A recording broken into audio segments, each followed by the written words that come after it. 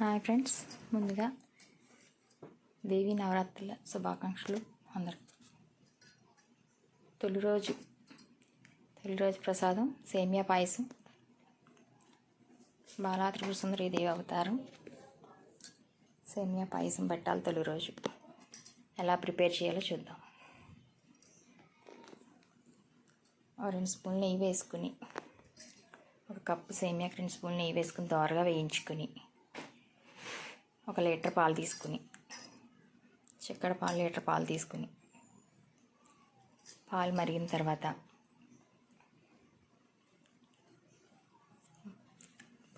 తర్వాత సేమియా కూడా వేసేసుకుని, దాంట్లో చిన్న సగ్గుబియ్యం ఉంటాయి కదా, అవి 1 అర కప్పు వచ్చేలాగా 2 సార్లు కడిగేసి నానబెట్టుకోవాలి. 10 నిమిషాలు.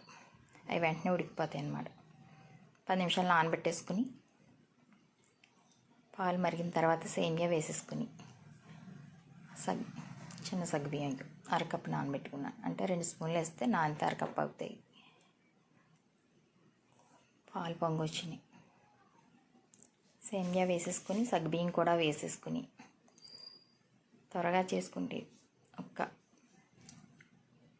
ఒక 10-15 నిమిషాల్లో అయిపోతుంది.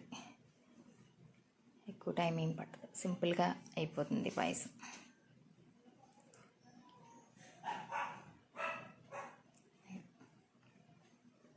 సేమియా వేసేసాం కదా, సగ్గుబియ్యం కూడా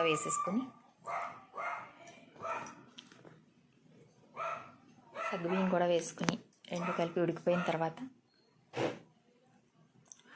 1 కప్పు సేమియాకి 1 కప్పు పంచదార, 1/2 కప్పు సగ్గుబియ్యం, 2 యాలక్కాయలు చెదగొట్టుకుని వేసుకుని,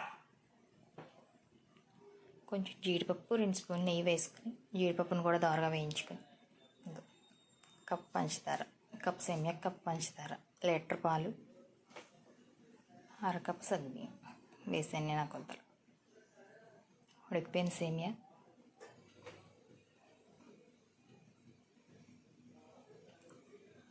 తీసేసి పక్కన పెట్టేసుకుని, మనం వేరే బాణీ పెట్టుకుని పంచదార కూడా వేసుకుని కలిపేసుకుని దించేసి పక్కన పెట్టుకుని, వేరే బాణీ పెట్టుకుని జీడిపప్పులు వేయించేసుకుని దాంట్లో వేసుకుంటే ఎంతో రుచిగా ఉండే సేమియా పాయసం రెడీ అయిపోతుంది. కరిగిపోయింది. చాలా బాగుంటుంది టేస్ట్. చిక్కడి పాలతో చేయడం వల్ల మనకి టేస్ట్ ఇంకా చాలా బాగుంటుంది. తీసుకుని పెట్టేసుకుని జీడిపప్పు కూడా వేయించుకుని, 2 స్పూన్లు నెయ్యి వేసుకుని జీడిపప్పు వేయించేసుకుని దాంట్లో వేసుకుని,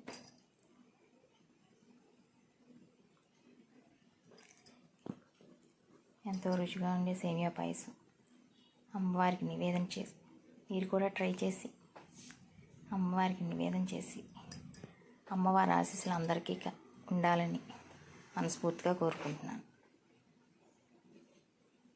థ్యాంక్ యూ ఫర్ వాచింగ్.